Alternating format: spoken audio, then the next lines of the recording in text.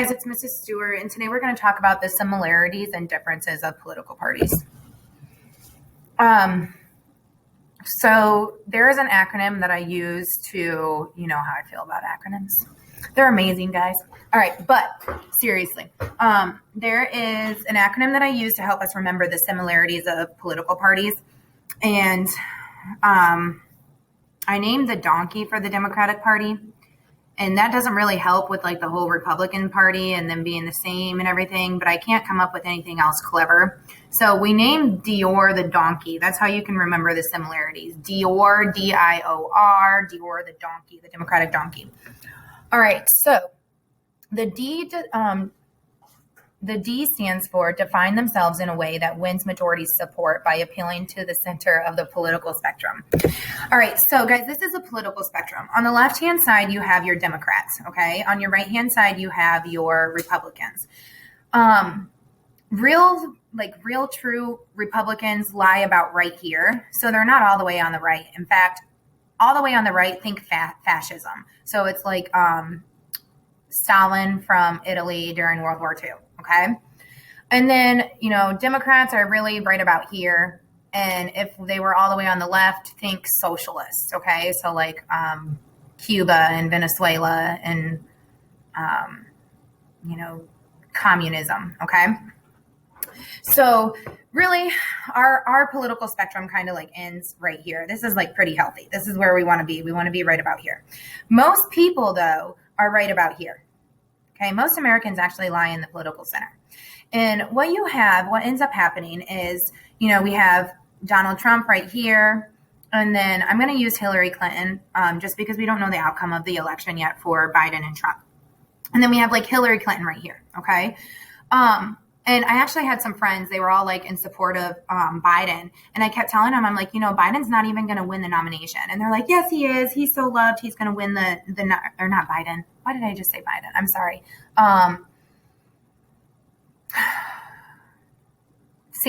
Bernie Sanders. I'm sorry. Okay. So they're like, Bernie Sanders is going to win the nomination. And I kept telling them like, no, that's not going to happen. Okay. So you want to know why Bernie Sanders didn't win the nomination, let alone win the election? Because he's too far out here on the left. And if most Americans are in the middle, there's no way they're going to jump Hillary Clinton and vote for Bernie Sanders, right? Bernie is only going to get the people that are out here, okay? He's not going to be able to get support from all these people that are over here, right? Just like if Trump was all the way out here, he'd only have the support of the people out here. He wouldn't be able to get the support of the people over here. And if most Americans are in the middle, then that means that they're not going to be able to win the election at all, right? So candidates actually have to try to appeal more towards the political center. They need to appeal to both sides. And that's why you see candidates that like Hillary Clinton and Trump who lie like in the middle of the two political spectrums are more likely to win elections because they more closely fit the majority of the people. Now, the other thing that I want to talk to you guys about, since I have this up here, is third-party candidates. And actually, a third-party candidate is, or a third-party party is just another party outside of the Democratic and Republican Party. So, for example, we've got the Libertarian Party, we got the Green Deal Party, we've got I'm trying to think of some of the more prevalent ones right now, and they're not popping to my head. A while ago, we had like the Tea Party. So those are all third parties. They're just anything outside of the two-party system that we currently have would be considered a third party. And what ends up happening, guys, and based off of my experience, what I know with my background in poli-sci and looking at the polls from the 2016 election, we had our third party candidate who was Johnson from the Libertarian Party, who took about 2% of the 2% of the votes, the popular votes. And he probably would have been about right in the center, guys. Unfortunately, third parties don't really have enough support to win an election, which is why you see Democrats and Republicans always prevailing in any type of race, really, honestly. We've never had a third party win a presidential election, and we very rarely have a third party win a congressional election. So Johnson from the Libertarian Party was in the center. And what I think happened here was Hillary Clinton in 2016, she actually won the popular vote, which means that most of Americans voted for her. But Donald Trump won the electoral vote, which means that he won the overall election. And the 2% of the people that voted for Johnson, and I might be off here on my percentages, but the percentage of people that voted for Johnson potentially took away votes from Trump and Hillary Clinton. And I think a lot of those those votes actually probably would have gone to Hillary Clinton. So therefore, because those votes were casted for Johnson instead of Hillary Clinton, that put her at a disadvantage because she had less votes. Therefore, it was less likely that she was going to win the electoral vote for that particular state. And that ultimately is what I think cost her the election, was those third party votes that went to the people that were in the middle. And voted for Johnson. And so that's why it's really important. And you see a lot of candidates trying to appeal to those people who flip-flop. And these are people, the people that are in the center are people who don't belong to one particular party. Usually these are people who vote on both sides of the political spectrum. They voted as a Democrat before, they voted as a Republican before, and they choose their vote based on what they believe is important in the political climate at the time of the election and where they want to see the country headed. They're not choosing, they're not voting for the person, they're not voting for the political party, they're voting for the platform issue. And remember, we talked about platform being where a political party stands on a particular subject or issue.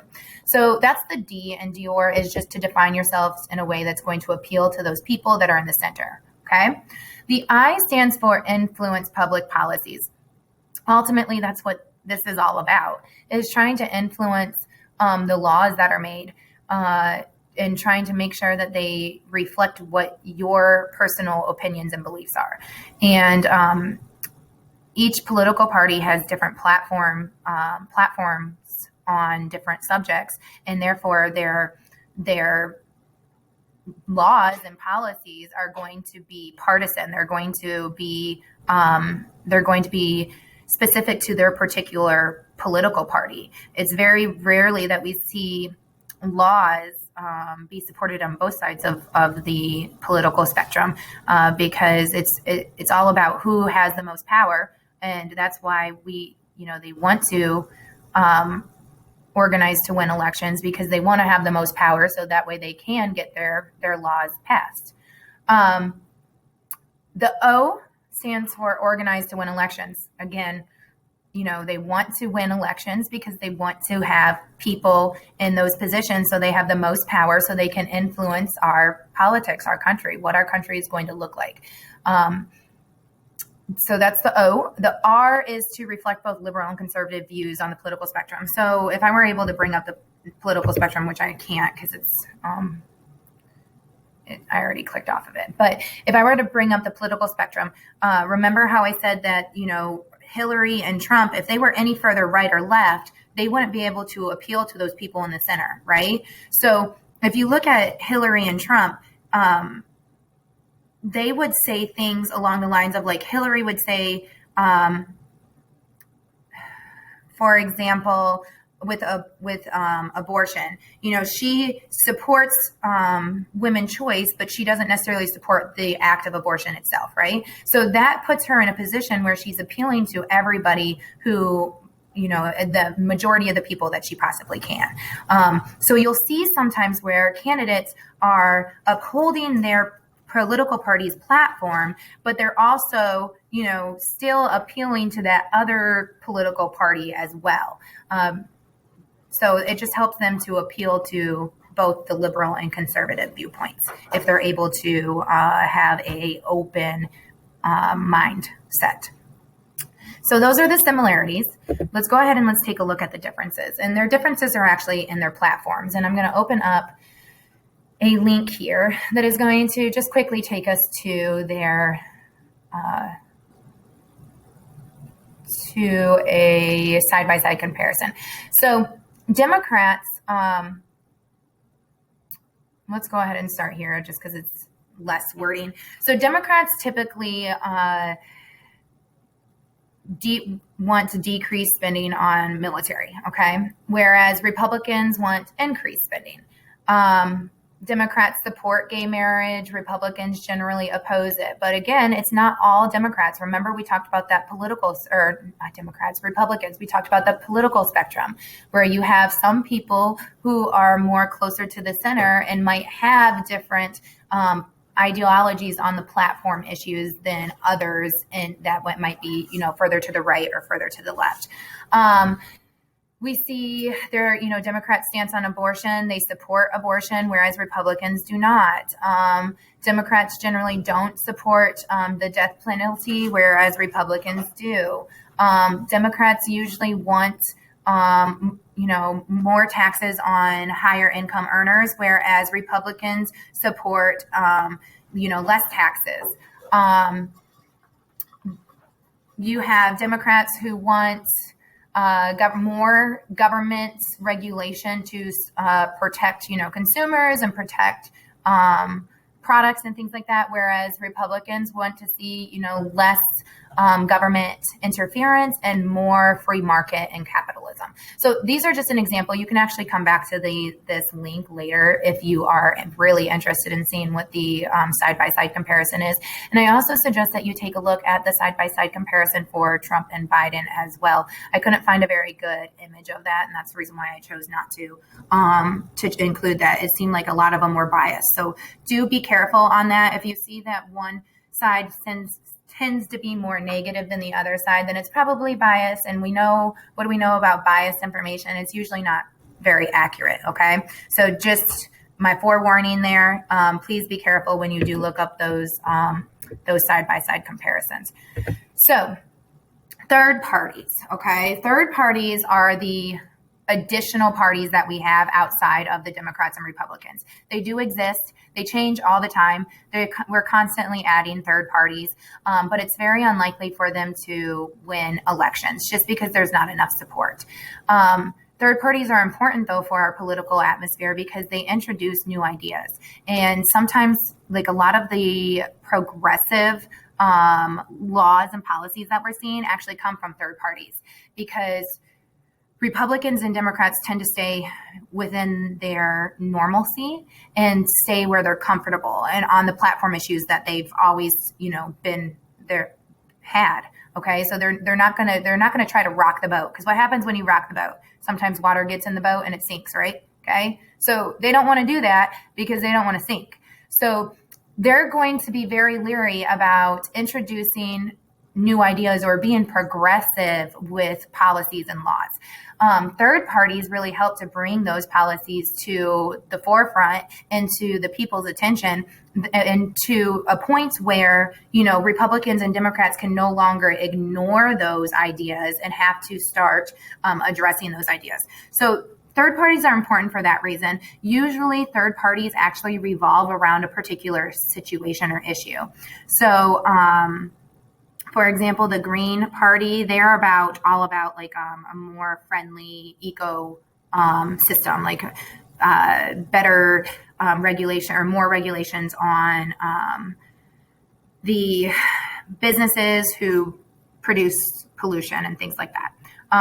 So that's usually what ends up happening. That's how third parties form. And then they kind of fade as their needs or as the need for them becomes less. When other parties start looking at that and adopting those ideas, like if, for example, if the Democratic Party or Republican Party were to take on their ideals, then they kind of fade because they're no longer needed anymore. A very interesting third party, which is kind of like a mixture. I always say like it's a happy medium in between Democrats and Republicans, and that's the Libertarian Party. Libertarians tend to be more conservative when it comes to the government and government regulation and influence and taxes and things like that. But when it comes to social issues, they tend to be more liberal. So I always say it's like they want the government to have their hands off. So they don't want the government to be involved in their lives. And they're like one of the few third parties I think that have gained a lot of traction in like the last couple of decades, and it'll be interesting to see where they go, because I kind of foresee them kind of emerging as one of the more supported parties, and maybe we'll turn into a three-party system, or maybe the Libertarian Party might take over one of the other two parties and emerge as the two-party system, and the other party will be considered a third party. It'll be interesting to see how that works out. Now, like I said before, when I had the political spectrum up there, Johnson, who was part of the third party, and we actually have a picture here. You can see this was Florida. This was Florida's voting results. So it doesn't give you like a clear picture, overall picture of the United States in 2016, but it gives you kind of an inclination of how this worked. So Johnson was the Libertarian candidate, Hillary Clinton was the Democratic candidate, and Trump was the Republican candidate. You can see Trump won Florida with 49.2% of the popular vote. Hillary got it had 47.7% of the vote, and Johnson got 2.2% of the vote. Since Johnson kind of is in the middle of both the Republicans and Democrats, though these 2% of the votes, if he wasn't on the ballot and nobody voted for him, would have gone to either Trump or Hillary. And sometimes that can cost a candidate an election. So depending on, which way the voters would have, swung on the political spectrum, it depends on, who really came out ahead or behind in the election. In this last situation in 2016, I honestly think that Johnson ended up hurting Hillary's chances at becoming president, because I think a lot of those votes that were casted for Johnson probably would have gone to Hillary Clinton. And we know that she won the popular vote, but she lost the electoral vote, and that's what actually matters in elections. So, maybe she would have won the election had nobody voted for Johnson, or less people voted for Johnson, but we'll never know for sure. So if you have any questions, that's on third parties, and you can reach out to me. Otherwise, I will see you guys next video. Have a great